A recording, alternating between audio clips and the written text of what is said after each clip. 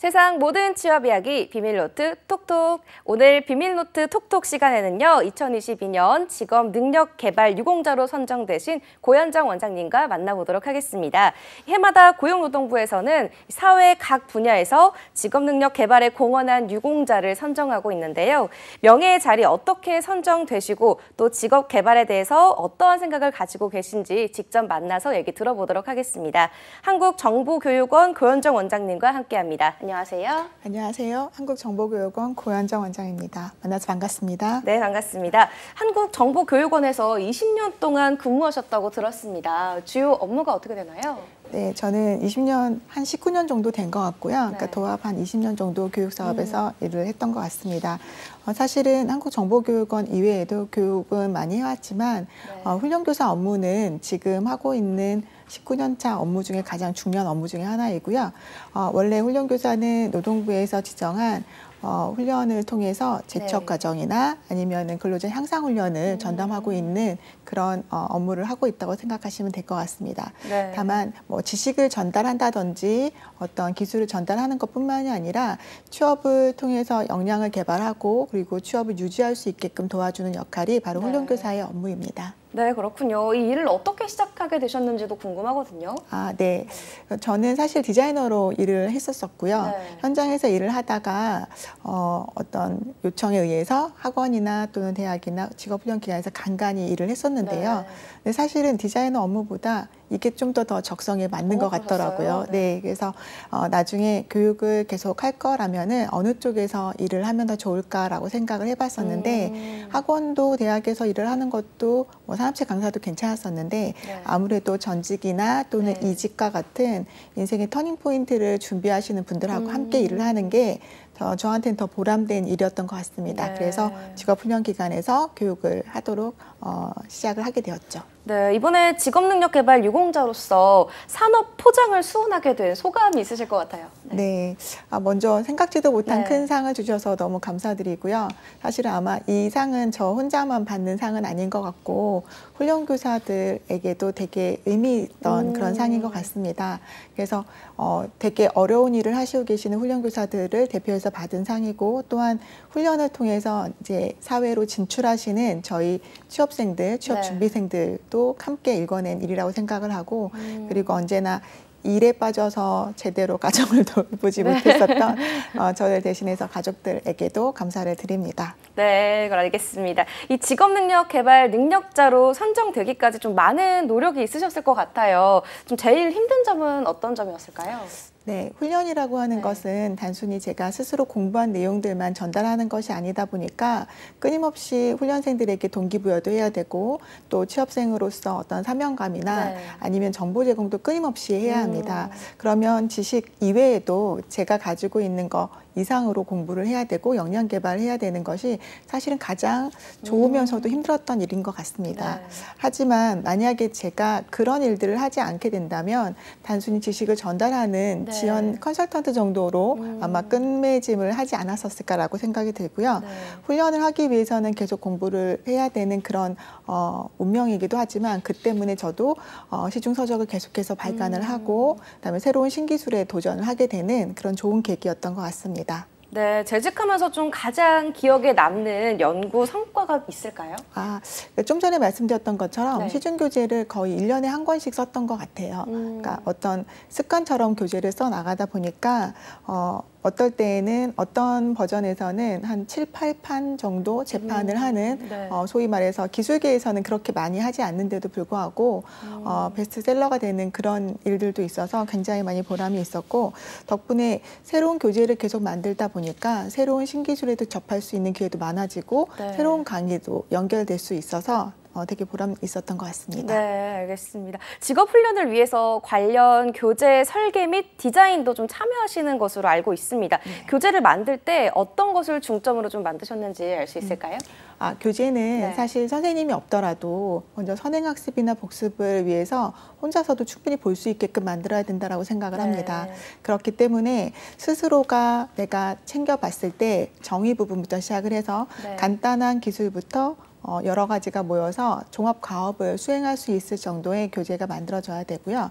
어쩌면 제가 훈련을 했었기 때문에 네. 기술과 관련되어 있는 교재를 많이 쓰다 보니까 그렇게 생각하는 것일 수도 있겠지만 네. 훈련에서 교재라고 하는 매체는 훈련 자체에서 굉장히 중요한 부분을 차지하고 있습니다. 네. 그래서 특히 훈련 교재는 스스로 자기 주도 학습을 하더라도 교재가 매체를 통해서 학습할 수 있는 것 이상으로 네. 나중에 산업 현장에서도 중요한 매체가 될 수 있게끔 만드는 것이 중요하다고 생각합니다. 네, 제가 듣기로는 이 3D 프린팅 관련해서 이 4차 산업혁명 교재 개발도 하셨다고 하는데 어떠한 내용인지 좀 들어볼 수 있을까요? 3D 프린팅은 제가 네. 디자인을 하는 저로서는 굉장히 좋은 기계 중에 하나였었고요. 네. 그래서 2014년도에 미래창조과학부, 지금은 아마 과기정통부일 네. 거예요. 거기서 천문 메이커스 양성 사업이라고 하는 시범 사업을 시작하게 되었고, 거기서 3D 프린팅 강사 양성 과정을 시작하게 되었는데 네. 그때 시중 교재를 만들었었던 경험을 살려서 그때 당시에는 사실 교재들이 없었었거든요. 그래서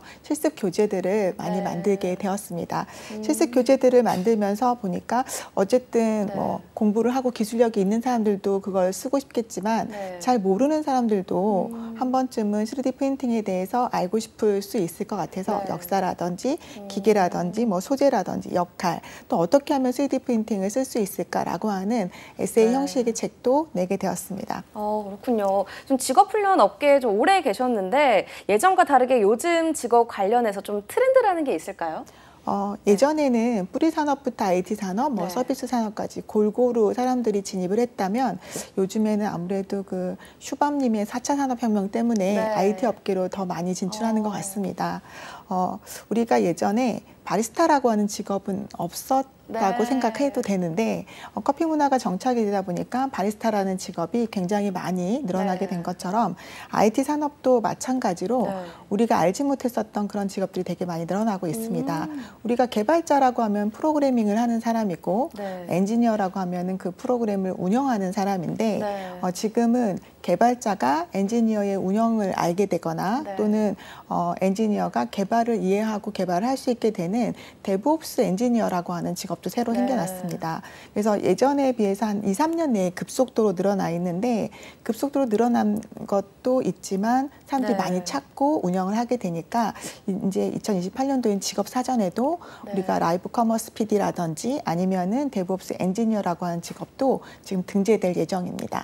그렇군요. 뉴스에 MZ 세대가 금방 일을 그만두고 또 기존과 다른 직업 취향을 가지고 있다고 하고 있잖아요. 제 주변만 봐도 좀 그렇거든요. 옛날에는 좀 한 직장에 취업을 해서 좀 오래 다니는 게 맞다 이렇게 생각을 했었는데 요즘 좀 그렇지가 않은 것 같아요. 이에 대해서 좀 어떻게 생각하시는지 궁금해요. 네, 대부분 사람들이 그렇게 많이 느끼고 있고 저도 한편으로는 그렇게 느끼는데 네. MZ세대가 금방 그만두는 원인은 본인의 성향하고 맞지 않는 일을 금방 선택하고 금방 그만두는 그런 경향이 좀 있습니다. 그런데 오히려 거꾸로 MZ세대가 어떤 일을 하게 되면 네. 굉장히 또 그 성향이 맞으면 죄송합니다.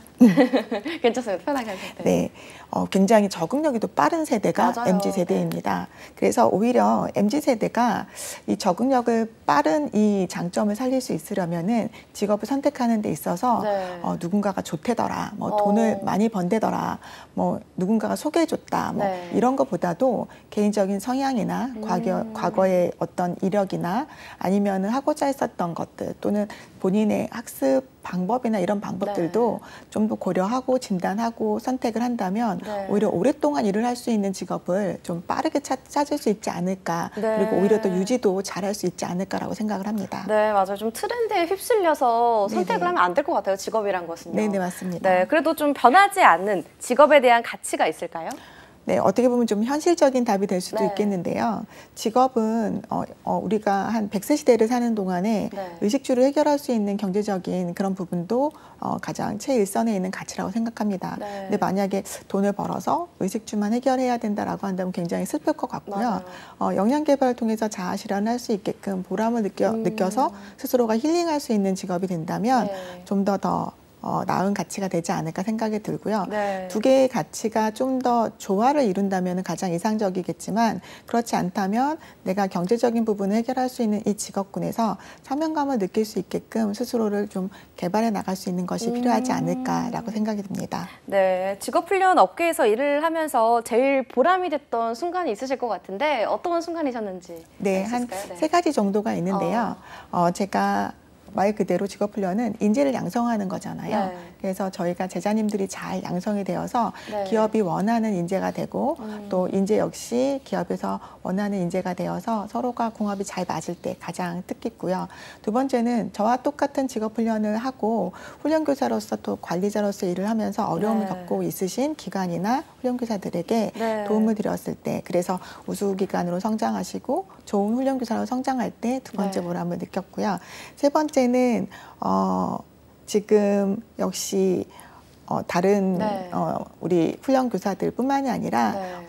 우리 후배들에게 롤모델이 되었다라고 얘기를 들을 때 가장 보람을 느끼고 있습니다. 좀 사례도 궁금한데요. 어떤 사례가 있을까요? 사실은 저희 네. 기관에서는 훈련 교사들을 좀 양성을 좀 많이 하는 편입니다. 네. 처음으로 훈련 교사가 되고 싶을 때 사실은 어떻게 하는지 잘 모르시는 분들이 많이 네. 계시거든요. 그래서 훈련하는 방법, 교육하는 방법, 교재를 쓰는 방법, 강의하는 방법 이런 부분들을 지도하고 훈련 교사가 되기 위해서는 자격증도 또 취득을 하셔야 네. 되는데 그런 부분들까지 도와서 저랑 같이 처음으로 훈련 교사가 되어서 저랑 네. 같이 같은 직장에서 한 6, 7년씩 근무하신 교사들이 꽤 많이 있습니다. 네. 정말 그럼 보람찰 것 같아요. 네, 그렇습니다. 네, 저 앞으로 포부나 계획도 궁금해요. 네, 훈련은 살아있는 생물이라고 생각을 합니다. 네. 만약에 생물은 호흡하지 않으면 죽기 때문에 네. 계속 끊임없이 노력을 해야 되는 것이 바로 훈련이라고 생각을 하고 네. 저희 기관이 지금 베스트 훈련 기관으로 선정이 되었지만 이건 저 혼자만의 노력으로 된 것 같지는 않습니다. 네. 뭐 대표님이야 저희 주변에 계시는 훈련교사 선생님들 그리고 스텝 모두가 한마음 네. 한뜻이 된 것이고요. 그리고 훈련은 또 다양한 훈련이다 보니까 계속해서 도전을 해야 되는 일들이 굉장히 많습니다. 도전은 시행착오가 사실 되게 무서운데도 불구하고 그런 것들 겁내지 않고 변화에 빠르게 적응할 수 있게끔 계속 끊임없이 노력하도록 하겠습니다. 네, 알겠습니다. 새로이 이 직무를 시작하는 후배들한테 조금 해주고 싶은 말씀 있으실까요? 훈련교사라는 직업은 상당히 매력적인 직업입니다. 네. 근데 그 반면에 아까 말씀드린 것처럼 끊임없이 노력을 해야 되는 직업이다 보니까 사실 되게 힘든 직업이기도 하고요. 그래서 만약에 훈련교사가 되고자 하는 사람들은 어떤 경제적인 수단만으로 접근을 한다라면은 너무 힘들고 재미없는 그런 직업이 될 수도 있을 것 같습니다. 하지만 어떤 한 사람의 멘토가 되고 이정표가 될 수 있는 그런 역할로서 내가 경제적인 부분까지 해결할 수 있다라고 한다면 굉장히 멋진 직업이 될 수 있다라고 생각을 하고요. 그렇기 때문에 훈련기관에 오는 친구들은 사실은 이렇게 말을 많이 합니다. 제가 초등학교부터 대학교 때까지 여태까지 공부한 것 중에서 훈련기관에 와서 공부한 게 제일 많았어요. 라고 얘기를 하는 친구들이 되게 많이 있거든요. 그래서 이런 아이들을 성장시키는 그런 일들이 바로 훈련교사가 하는 일이기 때문에 좀 더 사명감을 갖고 접근했으면 좋겠고요. 두 번째로는 그 사명감 이외에 좀 다들 그렇게 하시고 계시겠지만 측은지심과 사랑이라고 하는 부분을 제가 늘 얘기를 하거든요. 아이들을 정말로 이뻐하거나 또는 그런 부분들까지도 감싸 안을 수 있는 마음이 있어야지만 훈련을 하는데 오히려 어려움이 없을 것 같습니다.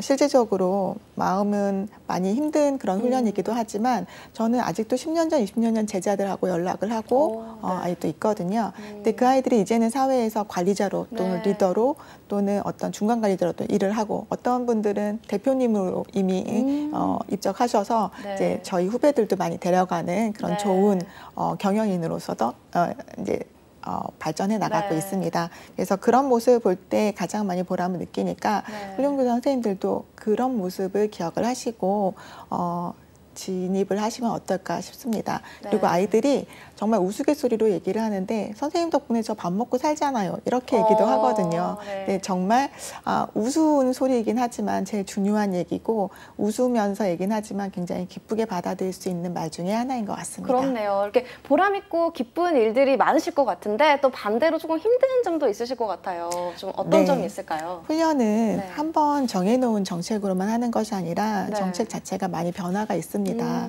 그러다 보니까 훈련교사 선생님들은 A라는 정책을 이행하고서 또 네. 다시 또 B라는 정책을 이행하기까지 다양한 시간도 좀 필요하고 그 정책에 빠르게 변화도 해야 되다 보니까 아까 말씀드렸던 것처럼 굉장히 스스로 역량 개발도 해야 네. 되지만 빠르게 접근하고 변화에 유연하게 대처를 해야 되는 부분이 가장 힘든 일이죠. 네, 물론 이런 성향도 좀 필요할 것 같아요. 좀 맞는 성향이 있죠. 네, 그렇죠. 네. 뭐 우리가 얘기하자면 오지랖이라고도 얘기하지만 이것저것 간섭도 좀 많이 해야 네. 되고 동기부여도 하기 위해서는 스스로도 책이나 아니면 동기부여 관련 강의도 많이 들어야 되고 네. 또 그런 것들에 좀 적극적인 그런 친구들이 훈련교사에는 좀 더 맞는 것 같습니다. 네, 그럴 것 같아요. 오늘 조금 출연하신 소감 어떠신지? 네, 사실은 사전에 뭐 어떤 질문이 올 거다라고 얘기는 했지만 네. 실제로 제가 대답을 하면서 잘 기억은 나지 않습니다. 그래서 약간 재미있었고요. 네. 다른 것보다도 훈련교사들이 제가 포장을 받은 이후에 네. 본인들도 노력한 것만큼 받을 수 있다라고 하는 긍지와 자부심을 좀 가졌으면 좋겠습니다. 네, 오늘 좋은 말씀 잘 들었습니다. 지금까지 2022년 직업능력개발 유공자로 선정되신 한국정보교육원의 고현정 원장님과 함께했습니다. 말씀 고맙습니다. 감사합니다. 네, 모두의 체험 톡톡 오늘 준비한 내용은 여기까지입니다. 저희는 내일 같은 시간에 찾아뵙도록 할게요. 톡톡.